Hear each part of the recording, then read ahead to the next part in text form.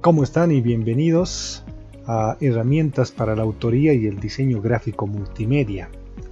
Inicialmente partimos diciendo que existen dos tipos de conocimiento en diseño gráfico. El primer tipo es el conocimiento instrumental, que tiene que ver con el manejo de la herramienta, que tiene un sentido fundamentalmente práctico y que exige que ustedes hagan. Sostiene que uno aprende a partir de la práctica. Y por otra parte está el conocimiento estético comunicativo. En este sentido existen principios, normas y reglas que procuran entender que todo lo que forma parte de un diseño fue incluido por alguna razón y que es el resultado de un proceso de análisis y reflexión en el marco de la construcción de mensajes de comunicación y que supone la identificación del público, planteamiento de objetivos, medios, etc. En el marco del conocimiento estético comunicativo es importante entender 5 elementos básicos que vamos a desarrollar en esta oportunidad. El primer elemento está constituido por las leyes de la Gestalt. El segundo elemento son las 6 reglas del diseño digital. El tercero es el manejo adecuado de los colores. El cuarto es la selección correcta de las tipografías y finalmente los 3 pasos simples para lograr mejores diseños siempre. Bueno, arranquemos. Las leyes de la Gestalt. Vamos a partir con un ejercicio que nos va a permitir ejemplificar de qué se trata. Entonces, como ven, tenemos un recuadro donde está escrito el color, pero por ejemplo, la palabra amarillo está escrito con un color verde, la palabra rojo está escrito con un color celeste, la palabra naranja con un color rojo y así. Pero voy a pedirles que intenten leer, pero lo que deben hacer es decir el color, no la palabra. Verde, celeste, rojo, negro, rojo, amarillo, rojo, celeste, verde, negro, rojo, amarillo, verde, negro, celeste, amarillo, rojo, verde. Si ustedes intentan hacer este ejercicio, se darán cuenta de que existe cierta dificultad. Lo que ocurre es que la mente pelea, por una parte, porque quiere leer la palabra y por otra, identifica el color. Este ejercicio nos permite entender la complejidad de la percepción que plantea la psicología de la Gestalt. La psicología de la Gestalt, que nace en Alemania después de la Primera Guerra Mundial, es ante todo una teoría de la percepción. Su tesis es que la mente organiza los procesos sensoriales sobre la base de configuraciones unitarias y estructuradas, según el principio holístico por el que el todo es algo más y algo distinto de la suma de las partes. El todo es algo más y algo distinto de la suma de las partes. De hecho, el término Gestalt significa forma o configuración. Ahora bien, dentro de la teoría de la Gestalt se han ido formulando leyes que explican los principios por los que, dependiendo del contexto en el que nos encontremos, percibimos ciertas cosas y otras no. Esto tiene que ver con aspectos culturales, del entorno y otros. Una persona que nació y vivió en China, en la India o en alguna parte de África tiene una forma diferente de percibir los mensajes que alguien que nació y vivió en la Amazonía boliviana, por ejemplo. Por ejemplo, la primera ley es la ley de la buena forma. La ley de la buena forma se basa en la observación de que el cerebro intenta organizar los elementos percibidos de la mejor forma posible. Organizar los elementos percibidos de la mejor forma posible. Es probablemente la ley más importante y que nos da una mejor idea sobre la lógica por la que se rige la generación de percepciones como un todo. Según esta ley, lo que percibimos con mayor exactitud y rapidez son aquellas formas más completas, pero al mismo tiempo más simples y simétricas. La ley de la buena forma se basa en la observación de que el cerebro intenta organizar los elementos percibidos de la mejor forma posible, por lo que rechaza lo inacabado o defectuoso. Cada persona tiene una tendencia a la búsqueda de buenas formas en lo que percibe, y es justamente a lo que se refiere esta ley. En este marco, en todo receptor existe una tendencia natural a la simplificación, la simetría, el equilibrio, el cierre, el orden. Entonces se podría decir que esta ley responde a exigencias innatas y profundas que están arraigadas en todos los individuos y que produce una percepción de las formas. En síntesis, podemos decir que la ley de la buena forma es producto de la tendencia innata del ser humano a la simplificación. Vamos a mostrar algunos ejemplos. Este ejemplo del elefante se asocia con esta ley porque si ustedes revisan o ven con mayor atención esta imagen, se van a dar cuenta de que no es fácil percibir dónde están las patas del elefante. Entonces el cerebro automáticamente detecta que algo está mal e intenta encontrar la solución o la respuesta. Por eso decíamos que en el receptor existe una tendencia natural a la simplificación, la simetría, el equilibrio. Entonces estamos viendo algo que no corresponde e identificamos de manera directa. En este otro ejemplo, si revisan, es difícil identificar cuántos pilares tiene esta estructura. Entonces, igualmente el cerebro detecta e inmediatamente procura encontrar la solución. Lo mismo en este tercer ejemplo. Se trata de un cubo de madera, pero si ustedes revisan con detalle se van a dar cuenta de que aquí no existe lógica, ¿no? Pese a que es un diseño digital y que podría tener por supuesto esta debilidad, el cerebro humano busca la solución. La segunda ley es la ley de la figura y fondo. No podemos percibir una misma forma como figura y a la vez como fondo de esa figura. El fondo es todo lo que no se percibe como figura. Entonces, en base a este concepto hay que entender que la percepción sucede en forma de recortes. Percibimos zonas en las que centramos la atención y a las que llamamos figura, y zonas circundantes o adicionales que quedan justamente en un plano de menor jerarquía al que denominamos fondo. Es decir, hay una diferenciación. Hay una figura que está en primer plano, digamos lo más importante, y hay un fondo que es complementario. Tal como ven en estos ejemplos, hay una figura y un fondo, pero por tratarse de una imagen en blanco y negro, pueden darse cuenta de que en esta percibimos, por ejemplo, una especie de copa, pero también al mismo tiempo, si nos centramos en la parte negra, son dos personas o los perfiles de dos personas. Entonces cuando los colores se invierten ocurre más o menos lo mismo, pero acá resalta más la copa. Otros ejemplos, si ustedes ven esta imagen van a ver de hecho que se trata de dos personas que están a punto de besarse, pero también si toman en cuenta más el color blanco es la silueta de una mujer. Lo mismo ocurre con esta imagen. ¿Qué es lo que ven? ¿No? Seguramente van a ver más de una forma y más de un fondo por el contraste que existe. Entonces es una persona que está tocando un instrumento musical y además parece la cara de una mujer utilizando el efecto umbral, es decir, solamente en colores blancos y negros. Entonces, si bien estos diseños han sido construidos en blanco y negro y pareciera que eso logra este efecto, también existen diseños que son a color que tienen esta tendencia, ¿no? Y que son utilizados en este caso como publicidad. Aquí hay un frente y un fondo que se logra a través del contraste. Entonces es una copa que está formada a partir de la vestimenta de una mujer. Igualmente aquí el frente y el fondo, ¿qué es lo que vemos al frente y el fondo? Nos permite generar diseños como este, ¿no? Donde vemos aparentemente dos cerillos o fósforos que están encendidos, pero además si uno ve con mayor detalle va a encontrar que se trata de dos personas, al menos esa es la intención. Aquí hay otro diseño que también es interesante, que habla del frente y fondo, ¿no?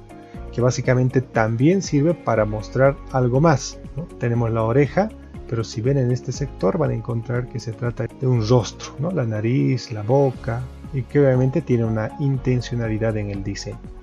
Bien, la tercera ley es la ley de la continuidad y dice, si varios elementos parecen estar colocados formando un flujo orientado hacia alguna parte, se percibirán como un todo.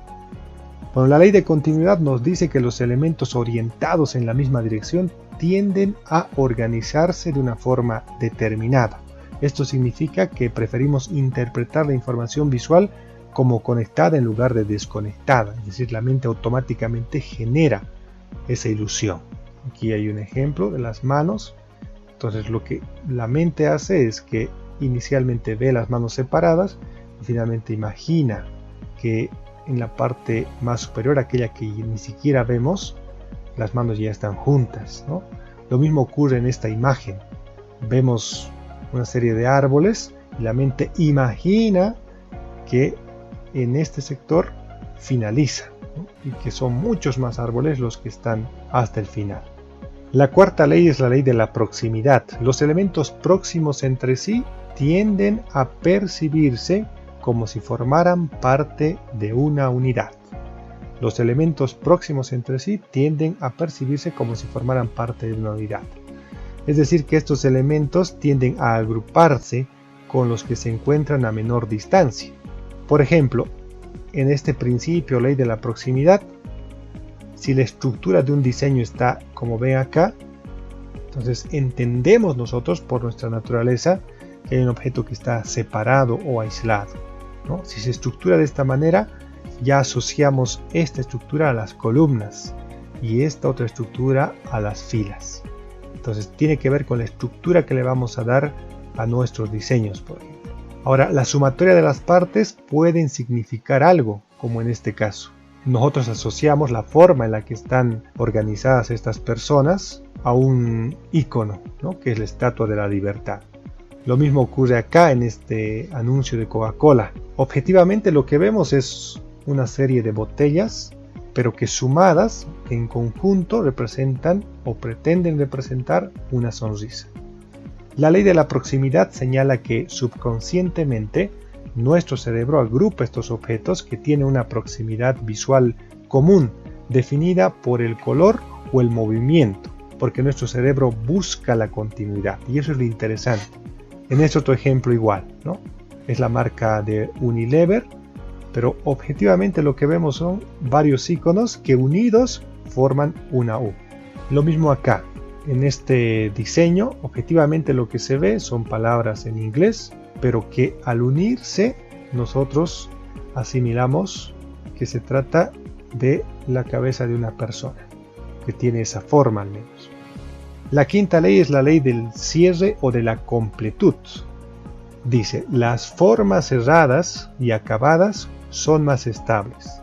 Tendemos a cerrar y a completar con la imaginación las partes faltantes, ¿no? Tal como ven acá en el ejemplo, que se trata de una jaula, pero de hecho no está completa, ¿no? Son solamente partes, pero nosotros o nuestra mente más bien completa esta estructura. Lo mismo ocurre en este ejemplo. Objetivamente lo que se ve son círculos, pero cuando completamos vamos a encontrar que se trata de un cubo.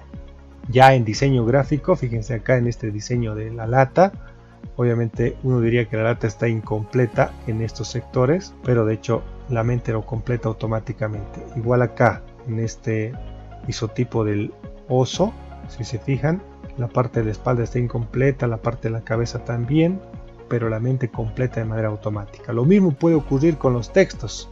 Fíjense que acá la A está incompleta, la O está incompleta, pero eso no nos impide leer el texto. La sexta ley es la ley del contraste.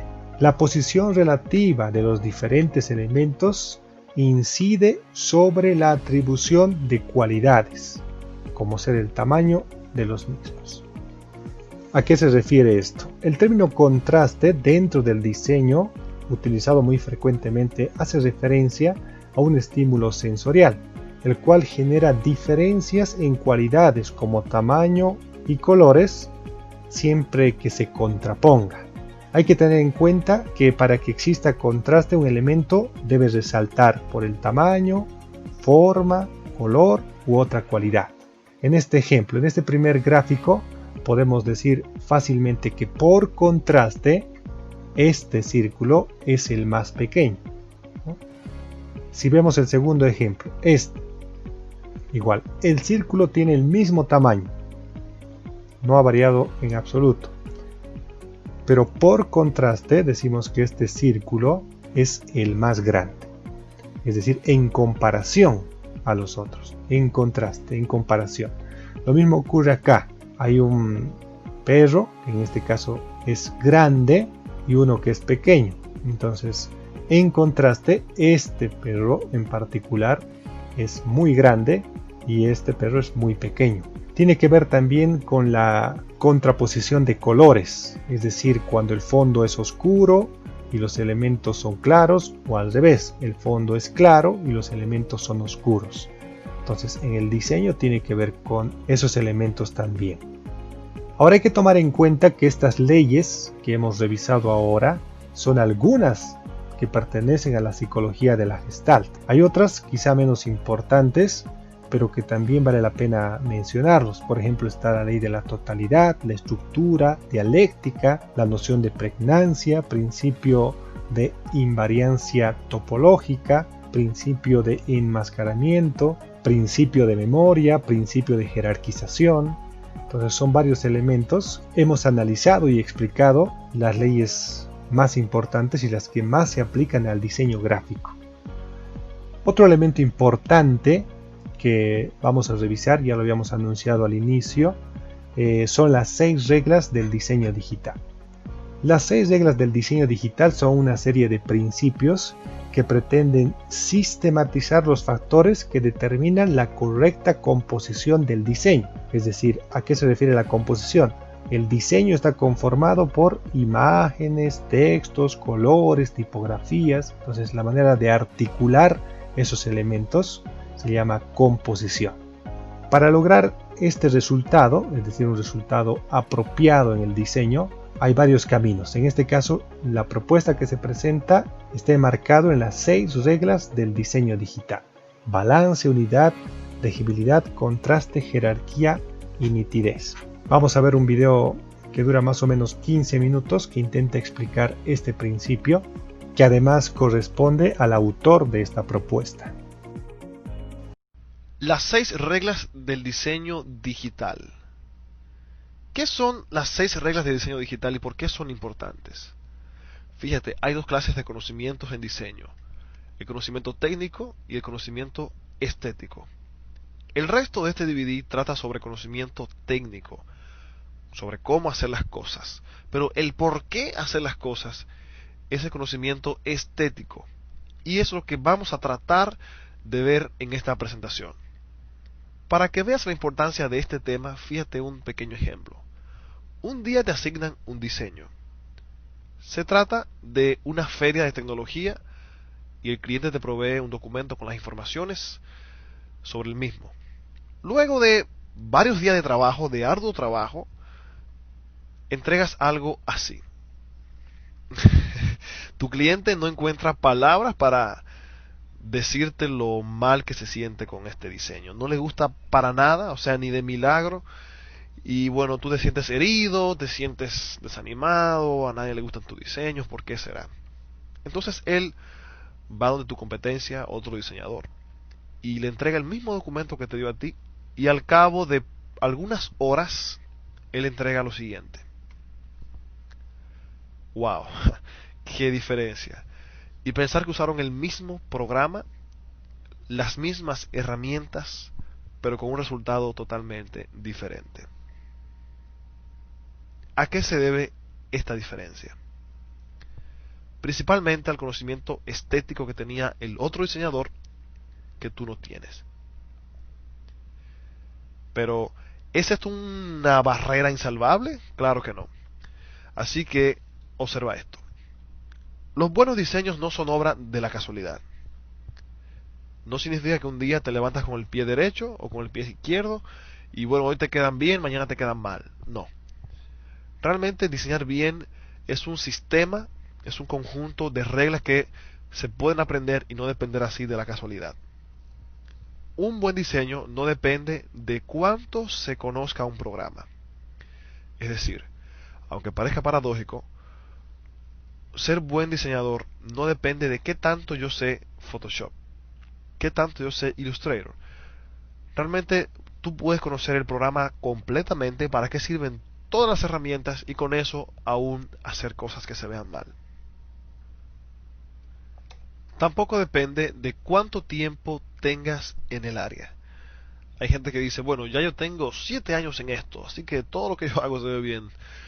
Para nada, o sea, eso no tiene absolutamente nada que ver. Claro, el tiempo te da experiencia y con eso es posible que diseñes mejor, pero no, o sea, no es una, por sí no es un punto válido para asegurar que tu diseño se vea bien porque tienes mucho tiempo. O sea, tú puedes tener mucho tiempo haciendo cosas feas. Entonces, por el otro lado, estas reglas son sencillas, sumamente simples. De hecho, es posible que la hayas escuchado por ahí con otro nombre, con otra cantidad, no importa. Pero esta es mi versión de estas reglas simplificadas. Funcionan inmediatamente y cualquiera las puede utilizar. En mis cursos en vivo he visto milagros de personas que no saben diseñar nada, o sea, nunca han diseñado nada en su vida. Por ejemplo, programadores, gente que no es de esa línea tan creativa. Y luego de aplicar estas reglas, hay que verlo para creerlo. O sea, le funcionan inmediatamente y los resultados no se dejan esperar. Tampoco tienes que ser artista. Y aquí te voy a confesar algo. Yo no soy pintor, no soy dibujante, no soy fotógrafo. Realmente, con el uso de estas reglas, es que he podido ayudar a que mis diseños se vean bien, lo cual, si no es tu caso, o sea, si tú también eres una persona que no tienes esas cualidades innatas, te van a ayudar bastante también. Fíjate estos diseños que te voy a mostrar ahora. Son todos de mi autoría. Estos diseños fueron hechos en Photoshop, utilizando las reglas que vas a ver a continuación. En algunos casos vamos a analizarlos y cómo se aplicaron las reglas en estos diseños y por qué. ¿Estás listo? Comenzamos. El caso es que estas reglas te van a ayudar a pasar de diseños que se vean mal, estéticamente hablando, a diseños que se vean bien. La número 1 es la siguiente. Balance. Es la distribución de los elementos dentro de una composición. Este puede ser simétrico o asimétrico. En pocas palabras, fíjate. Si tomamos este diseño y lo dividimos por la mitad, por el centro, tengo lo mismo de ambos lados. Esto se llama balance simétrico. Cuando una composición, al dividirla por el centro, obtienes elementos similares. De este lado tengo texto, aquí tengo un detalle, aquí tengo otro detalle. Este tipo de balance es el más fácil. El ser humano, de forma natural, detecta cuando algo está desbalanceado. Nuestro cuerpo automáticamente sabe si estamos inclinados, si estamos acostados, si nos vamos a caer. Así que visualmente también en un diseño se sabe cuando la composición está desequilibrada. Lo que debes cuidar es, en sentido general, que la composición, tu diseño, no se caiga ni para la izquierda ni para la derecha.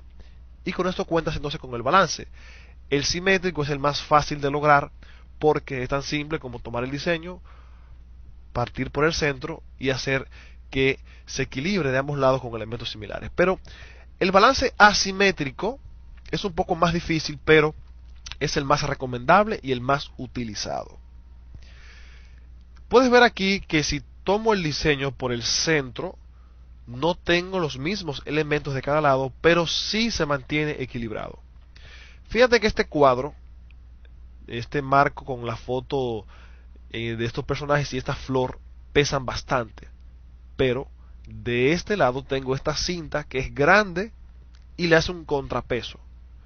Aquí tengo un poco de balance simétrico. Aquí tengo una cinta y aquí tengo otra. La razón por la que puse dos es que si aquí no pongo la cinta y dejo una sola aquí, pues la composición se me cae hacia la izquierda. ¿Entiendes? Es simple.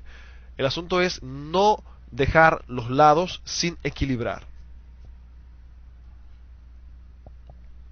Entonces, en el diseño mal, el que rechazó tu cliente, puedes ver que el balance aquí no se respetó. Aquí tienes un espaciado, aquí tienes otro espaciado, sin ninguna razón de ser. Este texto no se alinea con nada, ni con el principio de este texto, ni con la fotografía, con nada. Está puesto ahí de forma arbitraria. Igualmente, si fijas que arriba y abajo tiene unos espacios que tampoco tienen razón de ser, cuestión de que el balance en esta composición queda totalmente descartado. No hay un balance planeado aquí. Por el otro lado, el que hizo la competencia sí tiene un balance equilibrado. Fíjate que aquí le pusieron un detalle, aquí también hay otro detalle. Aquí tenemos informaciones, de este lado también tenemos informaciones. Aquí tengo un CD grande y aquí tengo un pequeño. Eso podría ser un desbalance, pero no. Fíjate que este color verde le hace contrapeso a este CD grande. Todo está calculado, nada queda a la casualidad. Esa es la regla número 1, el balance. La número 2 es la unidad. Es la propiedad de un diseño que une a todos los elementos en una composición. Puede lograrse la unidad a través de colores, imágenes y tipografía. Esta regla es simple. En este diseño estoy hablando o estamos tratando el tema del turismo. Por lo tanto, utilizamos imágenes que tienen que ver con el turismo. Palmeras, nubes, un sol, estrella de mar, arena. En este caso, el tema a tratar es salud o productos lácteos de alta calidad. Entonces ahí utilizamos una familia. Fíjate los colores que suaves son. Color azul, color verde, colores orgánicos, naturales. Pero en este caso, que estamos hablando de tecnología supuestamente, fíjate que mal se ve esa imagen, esa textura del fondo, esos recuadritos no tienen nada que ver con el tema. Este brillo aquí tampoco tiene nada que ver con el tema de tecnología. Y esos colores que se utilizaron ahí tampoco hacen justicia para el diseño. En pocas palabras, la unidad o la coherencia se refieren a que cualquier cosa que pongas en tu diseño, que por amor a Dios eso tenga que ver con lo que estás haciendo. Si pones una imagen de forma arbitraria y no piensas en qué tiene que ver eso con tu diseño, pues mejor quítala. Entonces, el que hizo la competencia, fíjate en algo. Los colores tienen que ver con tecnología. La imagen del CD por igual. El monitor, excelente. La textura también es con ese feeling tecnológico. La tipografía, que también es otro factor, la tipografía en este caso está elegida de forma un tanto me da las Canarias, por decirlo de alguna forma. Aquí también. Pero aquí el tipo de letra es un tipo de letra fuerte, dinámico, por decirlo de alguna manera tecnológico, da ese feel. Entonces eso es lo que busca la unidad, que cualquier cosa que pongas en tu diseño, ya sea imagen, color o tipografía, que esté acorde con la idea global. La regla número 3 es la legibilidad. Es una característica de los textos que permite entenderlos claramente y sin titubeos. Es decir, cualquier cosa que pongas en tu diseño que sea para leerse, pues que se lea y punto.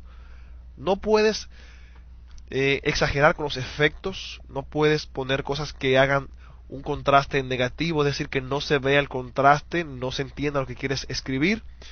Lo que sea que se vaya a leer, que se lea claramente.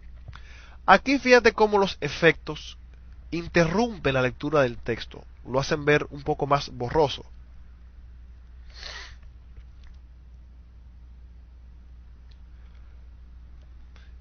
Igualmente, en este caso el texto está puesto encima de un objeto, de una foto clara, blanca, lo cual no ayuda mucho tampoco su legibilidad.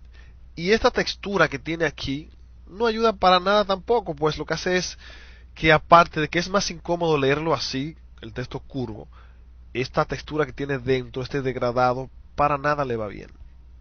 Así que cuida mucho eso. Lo que tengas para escribir, o que sea para leerse, pues que se pueda leer sin problema. Algo que se cumple a la perfección en este caso. La regla número 4 es el contraste.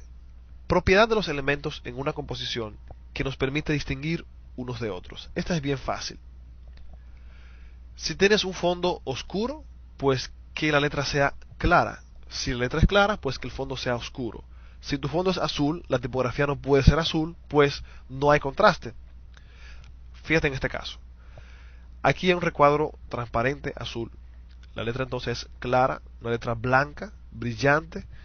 Igualmente aquí.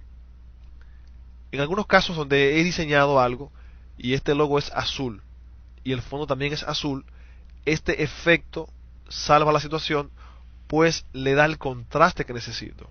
Igualmente aquí, aunque las letras son blancas y el fondo es también claro, esta ligera sombra que tienen ayuda con el contraste de forma tal que se pueda entender. Regla número 5. Nitidez. Es el medio que nos permite apreciar un diseño de forma satisfactoria. Esta regla no tiene que ver directamente con tu diseño, pero tiene que ver con el medio a través del cual lo presentas. Es decir, si tu diseño es para imprimirse, debes cuidar mucho el papel a través del cual se imprime el diseño. Si tu diseño es para proyectarse en una presentación, pues ahí debes cuidar entonces el proyector, que esté bien enfocado, que esté bien colocado. Como te fijas, es una regla que no tiene nada que ver con tu diseño, pero si el medio a través del cual lo presentas se ve afectado, tu diseño también, a última instancia, se verá afectado. Por último, tenemos la jerarquía. Es el control de la importancia visual de los elementos en una composición. En pocas palabras, no todo lo que está en tu diseño tiene la misma importancia. Y la jerarquía se puede lograr no solamente con el tamaño, también con el lugar donde pones algo. En este caso, todo este texto, la descripción del evento y la información están aproximadamente en el mismo nivel jerárquico. Algo que no ocurre aquí. En este caso, la fecha, es decir, los datos del evento, están puestos de una forma más resaltadas que la descripción del mismo. Aunque los dos se ven bien, tienen diferente jerarquía. Entonces, resumiendo, las 6 reglas de diseño digital son el balance, la unidad, la legibilidad, la nitidez, el contraste y la jerarquía. Estas reglas debes memorizarlas, si es posible imprímelas, anótalas, pégalas a tu lado para que cada vez que hagas algo, revises si cumple estas 6 reglas. Pueden ser la diferencia total y absoluta entre un diseño mediocre y un diseño que resalte, que llame la atención y que sobre todo se vea bien. Balance, unidad, legibilidad, nitidez, contraste y jerarquía. Las 6 reglas del diseño digital. Bien, entonces a partir de ahora deberíamos tener claro qué es el balance, la unidad, la legibilidad, el contraste, la nitidez y la jerarquía. Sobre todo esto nos sirve para tener un lenguaje común. Es decir, cuando ustedes presenten sus diseños, probablemente yo les diga, el diseño está bastante bien, pero tiene problemas de balance, ¿no? Entonces tendrían que saber a qué me refiero cuando hablo de ese problema, ¿no? O probablemente les diga que el diseño tiene ciertas observaciones en el criterio de unidad, ¿no? Entonces es importante también para unificar y de esa manera poder ir mejorando en ese ámbito. Otro aspecto fundamental del diseño es el manejo adecuado de los colores, ¿no? Entonces este punto 3 lo vamos a desarrollar también. Y hay que entender inicialmente que el color es un elemento de comunicación, es decir, que comunica algo y que está lejos del tema de gustos o el tema meramente estético. Y por eso es importante conocer el significado de los colores. Se ha popularizado el significado de los colores por los estudios en psicología sobre todo, y su aplicación en la construcción de mensajes es fundamental. Algunos de los significados asociados a los colores, digamos, más usados son rojo, que se asocia con pasión, violencia, fuego, seducción, poder. Amarillo, que se asocia con armonía, sabiduría, agilidad, brillantez. El azul se asocia con estabilidad, confianza, con algo masculino y racionalidad. El naranja felicidad, entusiasmo, creatividad, éxito. El verde, lógicamente, con naturaleza, crecimiento, fertilidad, dinero, aire libre. El violeta con poderoso, ambicioso, misterioso, con dignidad. El rosado, obviamente, con lo femenino, con el romance, la inocencia, con lo juvenil. El negro con poder, con lujo, emociones fuertes, conocimiento, con algo sofisticado. Pero es importante señalar que más allá del significado como tal, está el principio de comunicación que pretende entender lo que ellos transmiten y obliga a un proceso de reflexión en su uso. Es decir, tendríamos que reflexionar antes de elegir un color para un determinado trabajo.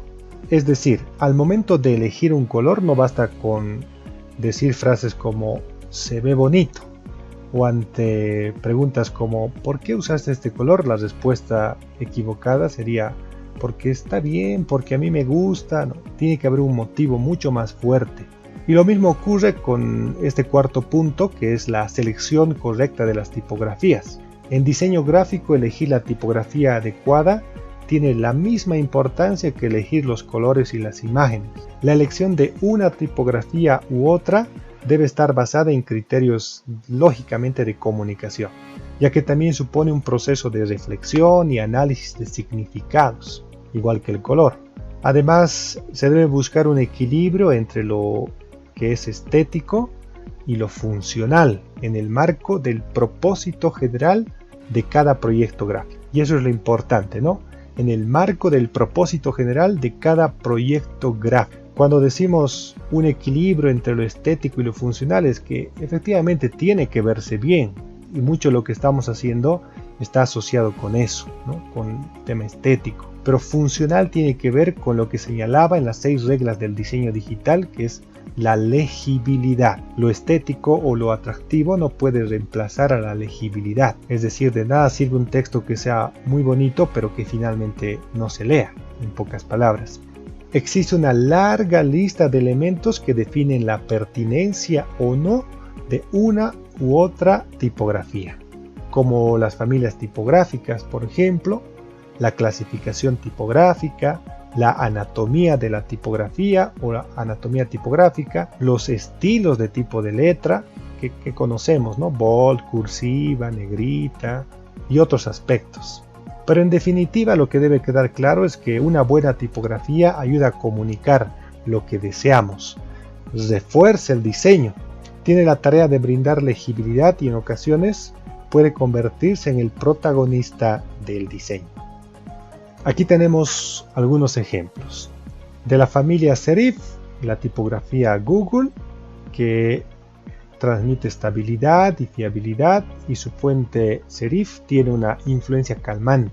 La tipografía manuscrita o script de Cadillac es una marca elegante y sofisticada. La tipografía de la familia sans serif de LinkedIn, que procura transmitir seguridad, actualidad y profesionalidad. Y la tipografía decorativa o de fantasía de Disney, que lo que procura, como la mayor parte de las tipografías decorativas, es darle una personalidad específica. Para terminar, es importante saber que cuando elegimos una tipografía debe haber un proceso igual de reflexión y entender qué es lo que comunica cada una de estas. Finalmente, en cuanto a lo estético comunicativo, vamos a conocer los 3 pasos simples para lograr mejores diseños siempre, que tiene que ver con documentarse, realizar un boceto y revisar. Lógicamente se debe entender que hay más de una manera de hacer las cosas y por lo tanto hay más de un procedimiento que se puede seguir. Este video, que es muy corto, que dura, si mal no recuerdo, 3 minutos, nos va a permitir conocer estos pasos simples y que también es de la autoría de quien realizó el video de las 6 reglas del diseño digital. 3 pasos simples para lograr mejores diseños siempre. Estos 3 pasos los he aprendido con la práctica, con los errores también, claro. Y si haces estos 3 pasos junto con las 6 reglas del diseño, vas a obtener buenos diseños siempre de forma rápida y sin mucho problema. El primer paso es hacer un boceto siempre. Te explico algo. Imagina que vas a una selva y no tienes un mapa en las manos. No vas a saber dónde ir, qué hacer, cuál es el primer paso, no sabes nada. Pues estás en un amplio mundo muy vasto y no tienes una idea clara de dónde estás ni a dónde quieres llegar. Entonces, ¿por qué rayos pensamos que si nos enfrentamos a un documento en blanco, en una aplicación que tiene tantas herramientas, tantas opciones, sin tener una idea clara de lo que queremos, ¿por qué pensamos que vamos a obtener un buen resultado? Pues olvídate de esto. Hacer un boceto es simple, sin embargo, te da tantos beneficios que no entiendo por qué se ignora tanto esto. Un boceto no debe ser nada complicado, lo puedes hacer a mano, un boceto en papel, también lo puedes hacer digital. Cuando hice la página web de expression.com.do, hice rápidamente un boceto en Photoshop, el cual me ayudó bastante con el diseño, pues ya tenía una idea clara de lo que quería, y cuando me senté en el programa, pues no duré tanto tiempo para terminar con un buen diseño. El paso número 2 es documentarse, que no es lo mismo que copiar. Buscar inspiración en la web no debe ser una puerta para uno hacer un print screen de un diseño y modificarlo. Debemos aprovechar todos los buenos diseños que vemos en la web para alimentar nuestra mente, nuestro cerebro. Cuestión de que nuestro subconsciente con el tiempo tenga tantos recursos en la mente que sepa combinarlos de forma automática, pero sin copiar. Copiar puede traerte problemas legales y también puede dañar tu reputación como diseñador. El tercer paso es revisar. Todo se puede mejorar. Muchas veces he hecho algún diseño en el cual, gracias a este paso, le he dado ese toque especial que lo hace único. Por ejemplo, si acabas un diseño, te recomiendo siempre que te pares de la computadora, tomes un poco de agua, camines un poco, hagas otra cosa y luego regresa a tu diseño y dedícale 10 minutos extra, no más de ahí, 10 minutos extra para ver qué puedes quitar o qué puedes poner. Pero claro, no exageres para que no caigas en el perfeccionismo, cuestión de que dures una eternidad con un diseño. La idea es, tómate 5-10 minutos extra para ver qué puede mejorar tu diseño y de esta forma vas a darle ese toquecito extra que hará toda la diferencia. En resumen, primero, hacer un boceto siempre. Nunca te sientes en tu máquina sin tener una idea clara de lo que quieres hacer. Número 2, documentarse. Comenzar a crear una amplia base de datos mental con diseños de toda clase, pero sin copiar. Paso número 3, revisar. Todo diseño se puede mejorar siempre y cuando le dediquemos algunos minutos extra para ver qué podemos hacer mejor. Ya para resumir, hemos visto las herramientas para la autoría y el diseño gráfico multimedia. Se ha establecido que hay dos tipos de conocimiento en diseño gráfico: el conocimiento instrumental, que tiene que ver con el manejo de la herramienta, con un sentido fundamentalmente práctico. El conocimiento estético comunicativo, que considera las leyes de la Gestalt, las 6 reglas del diseño digital, el manejo adecuado de los colores, la selección correcta de tipografías y los 3 pasos simples para lograr mejores diseños siempre. Bien, ahora corresponde enfatizar en el conocimiento instrumental, que nos va a permitir poner en práctica el conocimiento estético comunicativo, es decir, aplicarlo. Vamos a aprender el uso del programa Adobe Photoshop en esta oportunidad, pero antes quiero mencionarles cuál será el trabajo que corresponde a esta segunda clase y que, como saben, deben presentar hasta las 18:55 del lunes, en este caso 29 de junio.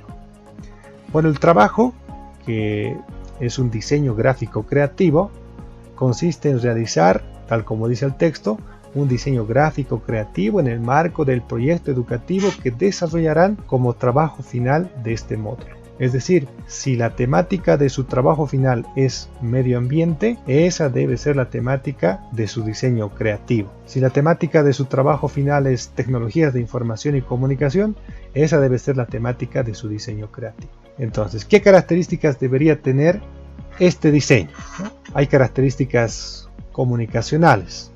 El diseño debe aplicar, lógicamente, lo que hemos visto ahora, que son las leyes de la Gestalt, las 6 reglas del diseño digital, el manejo adecuado de los colores, la selección correcta de las tipografías y los 3 pasos simples para lograr mejores diseños siempre. ¿Qué características técnicas van a utilizar para este diseño? El tamaño sugerido, y enfatizo ahí, es un tamaño sugerido que si ustedes consideran pertinente pueden cambiar u optar por otro alternativo. El tamaño sugerido es 20 centímetros por 15 centímetros o 15 centímetros por 20, dependiendo si su diseño es horizontal o vertical. La resolución es 300 píxeles por pulgada y el modo de color es RGB. Como siempre, si tienen alguna duda pueden consultar por los medios previamente establecidos. Entonces, todos estos elementos que acabamos de ver en consideraciones técnicas los vamos a revisar en este momento, ¿no? Para que ustedes sepan cómo poner un tamaño de 20 por 15, cómo establecer una resolución de 300 píxeles por pulgada y elegir el modo de color RGB. Adobe Photoshop es un programa de edición de fotografías de mapas de bits o mapas de píxeles. Es un programa que permite realizar sin duda varios trabajos, porque de hecho el eslogan que maneja Adobe Photoshop es: si lo puedes imaginar, lo puedes hacer. Ustedes pueden encontrar dentro la carpeta que les he pasado y que se encuentra en Dropbox, que tiene el nombre de recursos parte 1, simplicidad de la herramienta, que es la carpeta número 3, algunos ejemplos de lo que puede hacer Photoshop. Entonces vamos a revisarlos ahora, ¿no? Por ejemplo, esta es una imagen, la imagen original, y esta es la imagen modificada, ¿no? Entonces hay evidentemente cambios estéticos. Si ustedes revisan, la primera imagen en la parte de la frente, por ejemplo, tiene arrugas que en la segunda desaparecen. El tema del cabello también se modifica. El tema del mentón. Entonces, básicamente lo que queremos lograr con esto es que ustedes entiendan que se trata de una herramienta muy fácil de manejar. Es por ello que hablábamos de la simplicidad de la herramienta. Aquí también tenemos una imagen. En la parte izquierda de sus pantallas ustedes pueden ver el montaje que se ha iniciado y en la parte derecha el montaje finalizado. Entonces es una herramienta que permite obtener un realismo muy grande, tal como ustedes pueden apreciar. En este caso también el montaje iniciado en la parte superior y el montaje finalizado, ¿no? Los recursos que se han utilizado. En este caso de igual manera, en la parte superior el montaje iniciado y en la parte inferior el montaje finalizado. Fíjense que los recursos están acá, ¿no? El bote, la flor, la otra flor y en este caso la modelo, ¿no? Y también aquí hay una luna que se ha incorporado. Entonces son varios elementos que tienen que ver con este montaje. Aquí en el cambio de luminosidad, ¿no? Antes y después, o la modificación que se realiza. Lo mismo acá, el montaje iniciado en la parte superior y el finalizado en la parte inferior, ¿no? Fíjense que el resultado es muy real de hecho, y ese es el objetivo que deberíamos tener. También se ha modificado el tema del cielo. Otro montaje interesante. Bueno, el antes y el después también de otro montaje. Lo mismo ocurre acá, el original y el modificado. En la parte superior el montaje iniciado y en la parte inferior el montaje concluido. También, por supuesto, pueden lograr cambios estéticos que son muy rápidos y fáciles de lograr. Como ven acá, la imagen original y la modificada, el antes y el después. Y bueno, son algunos ejemplos. Que hemos podido revisar. Entonces vamos a trabajar con esta primera imagen que les había mostrado para que ustedes vean lo fácil que es, que tiene que ver con la simplicidad de la herramienta. Entonces, un poco hablando de la interfaz que tiene Photoshop, en la parte superior está el menú, donde ustedes pueden ver archivo, edición, imagen, capa, texto, selección, filtro, 3D, vista, ventana, ayuda. En la parte izquierda están las herramientas, ¿no? Herramienta selección, herramienta recorte, herramienta mover, ¿no? Varias otras herramientas que vamos a ir utilizando también. Aquí está por supuesto la herramienta texto. Entonces inicialmente vamos a abrir la imagen que queremos modificar. Les decía que deberían tener esta carpeta descargada que tiene el nombre de simplicidad de la herramienta. Tenemos la imagen 3A y vamos a obtener el resultado de la imagen 3B, ¿no? Modificaciones en el color incluso de la piel. Bueno, entonces vamos a importar esta imagen. En Photoshop se puede realizar desde el botón archivo, abrir, y ahí buscamos, ¿no? En este caso yo tengo acá un diplomado, material para entregar, recursos, les decía la tercera carpeta. Seleccionamos el archivo que queremos abrir, en este caso la imagen que tiene el nombre de 3A, no se confundan por favor, no debería ser la 3B, la 3A. Lo primero, en el sector de paneles se van a dar cuenta de que la imagen tiene un candado acá. Este candado lo que nos está diciendo es que esta imagen está protegida, ¿no? Y que algunos de los cambios que pudiéramos realizar, como cambios de color, recortes y demás, pudieran no resultar como nosotros esperamos. Es decir, si yo utilizo un pincel de un color, podría pintar de otro color. Si borro la imagen, podría no borrar y en cambio poner una serie de imágenes repetidas en la parte de abajo. Entonces lo que tendríamos que hacer es, como paso 1, desbloquear. Para desbloquear simplemente se hace doble clic y aquí nos dice qué nombre le vamos a poner a la capa desbloqueada.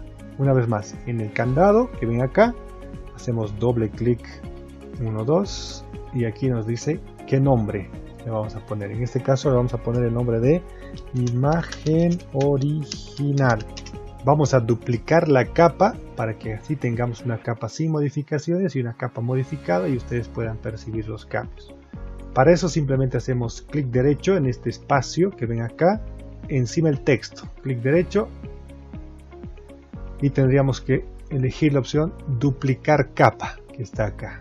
Duplicar capa nos pide que le pongamos un nombre a la capa, en este caso vamos a poner el nombre de imagen modificada.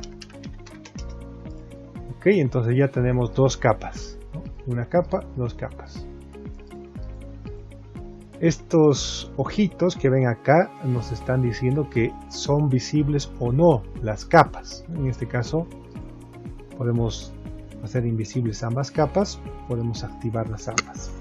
Y esta selección que ven acá nos dice que estamos trabajando sobre esta capa en particular que tiene el nombre de imagen modificada. Entonces fíjense por favor que esta selección esté donde dice imagen modificada. Entonces lo primero que vamos a hacer es irnos a un filtro para ver las modificaciones que se pueden lograr. En la parte de arriba en el menú vamos a filtro y elegimos la opción licuar. Entonces este es un filtro que nos permite hacer modificaciones de, por ejemplo, inflar, desinflar, empujar y demás. Entonces lo primero que tenemos que hacer es activar el modo avanzado para que se nos activen más herramientas. Fíjense, en este sector tengo para marcar donde dice modo avanzado.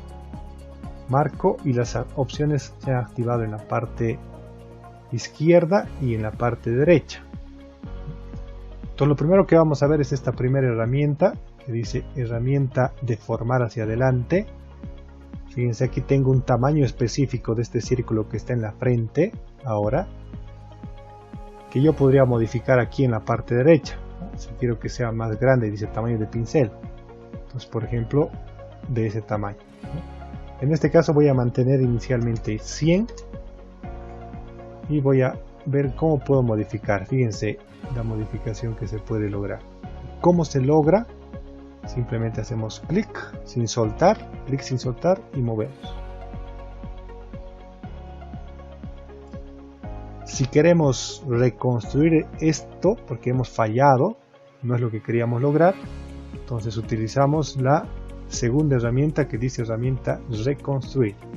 pasamos por ese sector y automáticamente se modifica.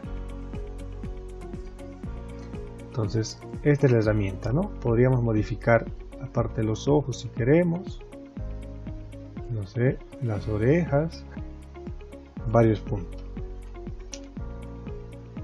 Entonces hay la opción reconstruir, o también podemos apretar Control Alt Z, es decir, la tecla Control, la tecla Alt y la letra Z, y va retrocediendo igual. Bien, entonces, ¿qué cambios podríamos hacer? Hay otra herramienta que se llama herramienta desinflar y herramienta inflar. Fíjense, acá está, herramienta desinflar. Fíjense lo que hace. Me acerco, por ejemplo, a la nariz, ¿no? Y achica, ¿no? Reduce. Control Alt Z para retroceder, ya saben, he retrocedido. En tema de los ojos puedo hacer lo mismo. Esto también me podría servir para hacer caricaturas, por ejemplo, ¿no? O si quiero simplemente reducir el tamaño de sus orejas. Voy a reconstruir una vez más este sector, este sector. Bueno, ya intentando lograr lo que queríamos hacer. La herramienta inflar es para agrandar.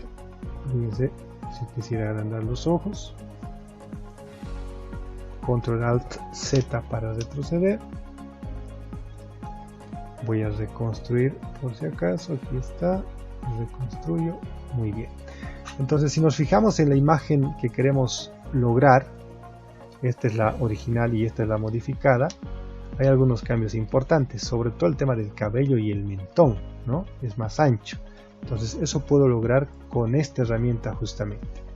Entonces, voy a utilizar la herramienta inflar para el tema del mentón, ¿no? El tamaño lo voy a poner en 200. Y clic y clic. Modificar el mentón. También voy a modificar el tema del cabello para que, como vemos en la imagen modificada, antes y después, aparentemente tiene más cabello. Entonces lo que se ha hecho es utilizar la herramienta empujar, que es la primera herramienta. Le voy a dar un tamaño mayor al pincel y voy a empujar simplemente ahí abajo, ¿no? Fíjense que puedo mover. Clic sin soltar y empujo. Clic sin soltar y muevo. Clic sin soltar y muevo. Eso es. Cuando estoy conforme con el cambio, simplemente pongo OK. Y aquí puedo ver los cambios que he realizado. Fíjense que son dos capas. Voy a la segunda capa, la desactivo y me muestra la primera, que es esta. Nuevamente la de arriba. Entonces hay un cambio en el mentón y hay un cambio en la frente. Listo. Ahora, si se fijan también en cuanto a la imagen anterior, la imagen original y modificada, otro cambio es el tema de las líneas de expresión que tiene acá en la parte de la frente, la parte de la nariz y también el tema de las ojeras. A ver, ahí está, antes, después. Entonces eso es lo que voy a modificar ahora. Voy a utilizar para eso la herramienta que tiene el nombre de herramienta parche, que es este de acá. Para acercarme a la imagen puedo hacer dos cosas. Uno, utilizar esta lupita y hacer clic donde quiero acercarme, ¿no? O puedo hacerlo también, aquí está para reducir, clic y reduzco. Entonces acercarme o alejar. Otra opción es el atajo de apretar la combinación de teclas control más y control menos. En este caso me acerco y utilizo, les decía, la herramienta parche. Ahí está, herramienta parche, que es la 3, 4, 5, 6, 7, la séptima herramienta. Entonces selecciono la parte de la arruga, haciendo un círculo sin soltar, me va a marcar de esta manera. Ahora hago clic sin soltar bajo un poquito esta selección y ahí está. Control D para deseleccionar, aprieto la combinación de teclas Control D, ahí está. Entonces ahí puedo ver que ha cambiado, línea de expresión ha desaparecido, ya ha camuflado en realidad. La segunda línea de expresión igual la selecciono con la herramienta parche, clic sin soltar y clic sin soltar hacia arriba. Listo. Control D para deseleccionar. Entonces fíjense que ahí está la imagen modificada y la original, ¿no? En la original tenía 1, 2, 3 líneas de expresión, en la modificada queda una para que se siga viendo real, ¿no? En este caso el éxito o el fracaso depende de que se siga viendo real. Vamos a modificar también el tema de las ojeras, igual clic sin soltar, seleccionamos la parte que queremos camuflar, esa, clic sin soltar hacia abajo, Control D para deseleccionar. Una vez más acá, clic sin soltar, selecciono la parte que quiero camuflar, no me entro hasta el ojo, ahí, clic sin soltar, bajo y ahí está. Generalmente ocurre un problema y voy a retroceder con Control Alt Z, ahí está, Control D. Entonces lo que tenemos que hacer es elegir la herramienta parche, clic sin soltar y señalar la parte que queremos camuflar. Esto. He soltado el cursor del mouse, no estoy apretando nada y nuevamente voy acá, me aparece este símbolo, hago clic y muevo hacia algún lugar que tenga una textura similar a la que yo quiero reemplazar. Sería un error, por ejemplo, elegir acá porque se van a combinar ambas capas, o elegir acá porque también se van a combinar esas capas. Entonces es una textura similar, suelto, Control D, ahí está. Si requiero hacer algún ajuste más, puedo seleccionar una pequeña parte de acá, selecciono, voy acá, estoy soltando, clic sin soltar y selecciono una textura similar. Control D para deseleccionar, o si quieren, aquí en la opción seleccionar y deseleccionar. ¿De dónde sale esto? Control más, control menos, control D y demás. Si ustedes van a las herramientas van a encontrar que, por ejemplo, en selección, ahí seleccionar todo, control A, deseleccionar control D, invertir y demás. Lo mismo ocurre en estas herramientas, fíjense, tono automático, ajustes, ¿no? Control U, control B, control L, lo que ustedes vean conveniente pueden ir revisando. Entonces me faltaría este de acá, nuevamente herramienta parche, selecciono este objeto o este sector y bajo. Control D para deseleccionar. Entonces nuevamente ya tenemos acá, si queremos hacer alguna modificación más podemos hacerla, aquí está esta parte más, el mismo procedimiento. Entonces si ustedes revisan el antes y el después, antes, después, antes, después, ya hay efectivamente modificación, ¿no? Entonces, ¿qué nos estaría faltando? Si seguimos la muestra que hemos utilizado, antes, después.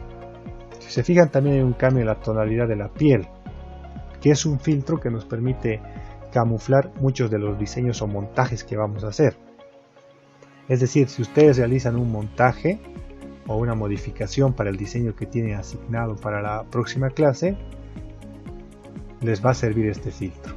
Tendríamos que duplicar esta capa, esta imagen modificada, donde esté ese texto hacemos clic derecho, elegimos la opción duplicar capa y le vamos a poner el nombre de iluminación. Les repito una vez más, este filtro nos va a permitir camuflar muchas de las imperfecciones y les va a servir para cualquier diseño que ustedes quieran minimizar las modificaciones y hacerlas imperceptibles. Entonces iluminación, voy a la parte del menú, elijo la opción filtro, desenfocar, desenfoque gaussiano. Entonces aquí en radio nos dice cuánto vamos a desenfocar. Fíjense, voy a exagerar y poner 20, ¿no?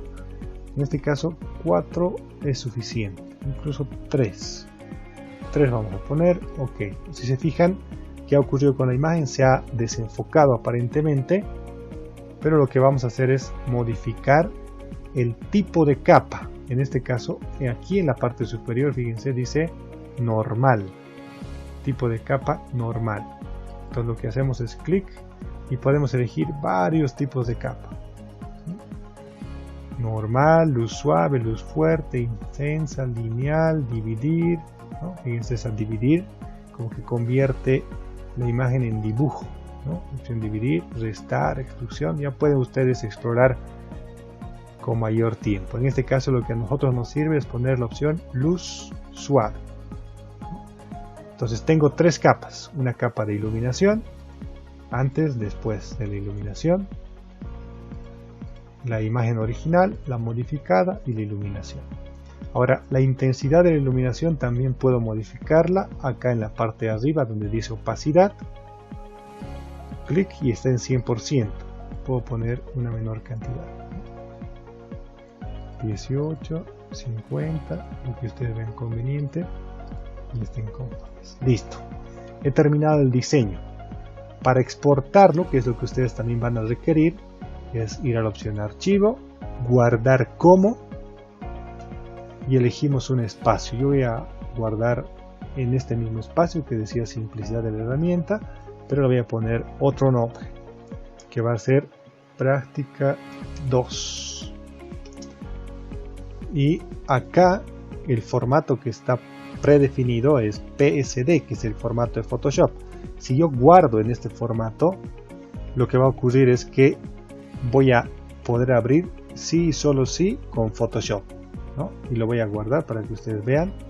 Guardar, listo, lo cierro, voy a la carpeta en la que he guardado práctica 2, doble clic y ahí está la imagen, ¿no? Pero si quisiera guardar como una imagen normal, legible con cualquier lector de imágenes, entonces lo que hacemos es archivo, guardar como y elegimos el formato JPG. Entonces le voy a poner también el nombre de práctica 2 y la voy a guardar en este formato JPG. Guardar, me va a preguntar la calidad y demás, en este caso calidad máxima, y esto mantengo tal como está. Ok, voy a revisar en la carpeta práctica 2, aquí está. Esta es la imagen que he obtenido. Después de subir esta imagen vamos a realizar las prácticas de guías de diseño en PDF, que al concluir ustedes deben subirlas a la carpeta que tienen en Dropbox. ¿De dónde sacan estas guías en PDF? Igual está en la carpeta recursos parte 1, la carpeta número 3 tiene el nombre de prácticas Photoshop. Abrimos y van a encontrar varias prácticas que están ahí. Abrimos por ejemplo la que dice práctica 7, hay una imagen que es el recurso y el tutorial que está en PDF.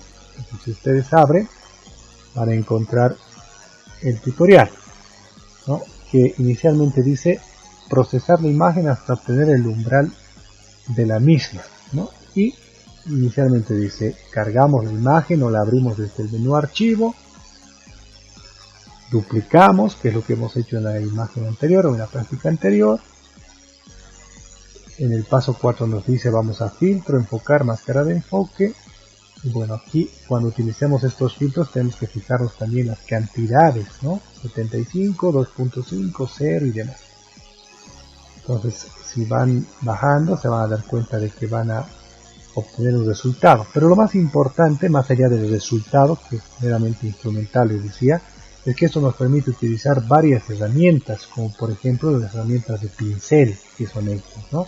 Las herramientas de ajustes, que también es importante, ¿no? En dos momentos. Y el tema de los filtros también.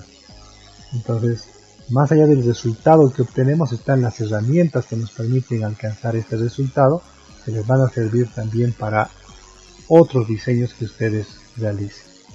En la otra carpeta, que tiene el nombre de práctica 8, vamos a aprender a utilizar los filtros, ¿no? Entonces,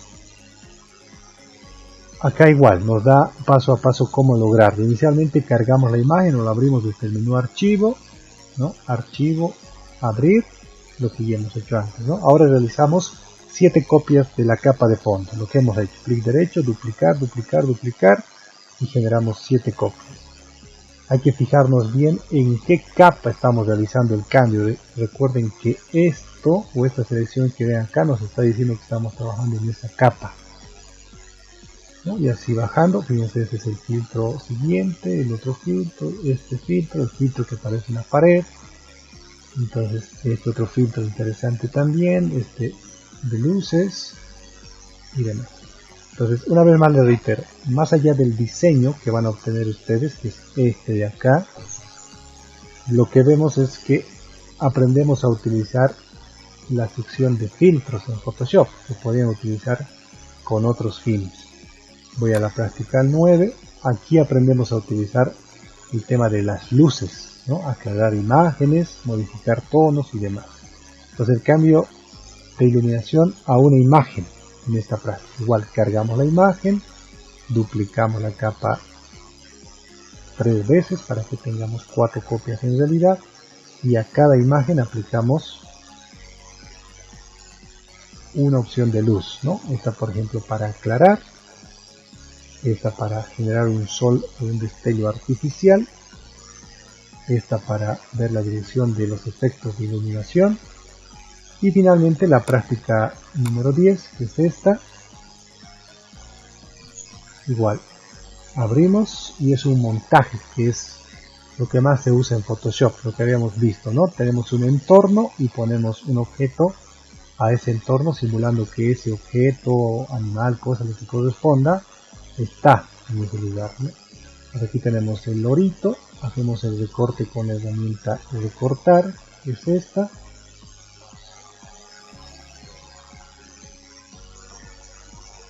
Queda en transparencia tal como ven acá, importamos la imagen del toro, hacemos la reducción y este es el resultado final, ¿no? Hacemos en apariencia que el lorito aparece encima del toro. Entonces es el montaje básico, pero para conseguir un diseño más complejo se requiere esto. Tenemos un fondo o vamos articulando varios elementos que forman parte del diseño, ¿no? En todos los casos está la instrucción correspondiente.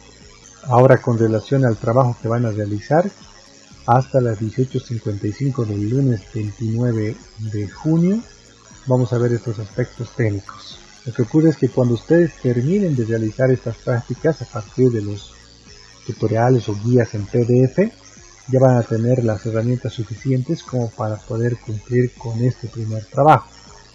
Pero lo que voy a indicarles es este tema de las características técnicas, el tamaño, resolución y modo de color. El tamaño dice 20 por 15 o 15 por 20. Entonces aquí ponemos archivo nuevo y aquí es donde se pone el tamaño, ¿no? Pero ojo que acá nos dice píxeles, deberíamos utilizar centímetros y 20 por 15 me elegir yo. También nos pide una resolución, píxeles por pulgada, dice 300 y lo utilizamos. Y aquí está el modo de color, es RGB, lo mantenemos ahí, tenemos OK.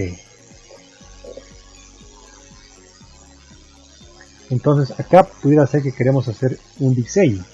Algo que no indican los tutoriales es cómo incluir un texto, por ejemplo. Entonces es simplemente ir donde está la herramienta texto, hacemos clic y escribimos como si fuera Word, ¿sí? Ejemplo 1. ¿Sí? Seleccionamos y podemos elegir en la parte de arriba el tipo de letra, por ejemplo. Aquí está, como si fuera exactamente Word, ¿no? Elegimos tal vez esta tipografía, esta otra. Ustedes ya saben que tienen que seguir el criterio de la tipografía más adecuada, ¿vale? El tamaño también está en la parte de arriba, que sean. Para mover este texto, siempre la primera herramienta y movemos, ¿sí? La primera herramienta. Entonces eso es lo que no indica el tutorial. Ahora, el tutorial tampoco indica, bueno, lo hace, pero de todas maneras lo voy a reiterar, cómo incluir imágenes acá, ¿no? Porque el montaje se puede hacer directamente acá. Entonces es archivo, archivo, abrir. Por ejemplo, si yo abro esta imagen y esta quisiera incluir en mi diseño, quizá otra, digamos esta está acá en los recursos, digamos que esta imagen, pongo abrir, si se fijan se ha abierto en otra pestaña, pestaña 1, pestaña 2, clic, clic, tengo ahí esta imagen. Si quiero llevarla a este lienzo que es en donde debería estar mi trabajo, tengo que desbloquear, 1, 2, ok, con la herramienta mover que es esta, muevo y simplemente llevo acá, clic sin soltar, aún no he soltado y la suelto ahí. Quiero modificar el tamaño y la combinación de teclas control T que indica en el tutorial 10, que es el del lorito justamente. Aparentemente se ha deformado, pero cuando aprieto enter recupera. Una alternativa también útil para los montajes es utilizar la herramienta borrador, es esta,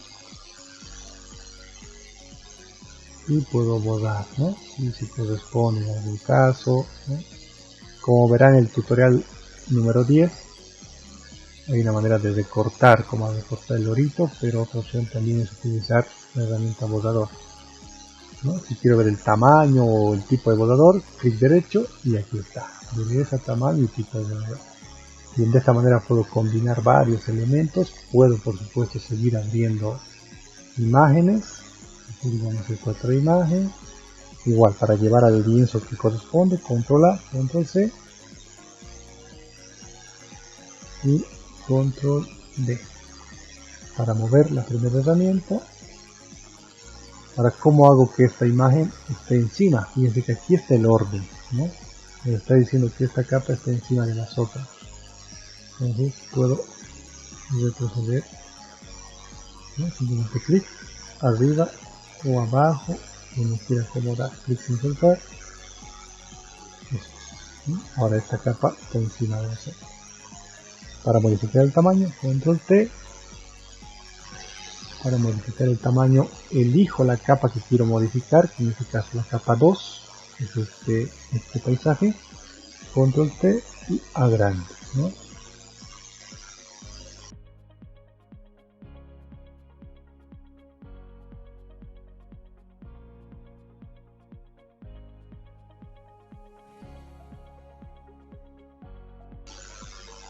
Quiero modificar el texto, selecciono el texto, puedo moverlo. Si quiero cambiar el color del texto, hago clic acá donde dice la letra T, y aquí es donde modifico. Puedo modificar lo que dice, puedo modificar la tipografía y puedo modificar por supuesto también el color.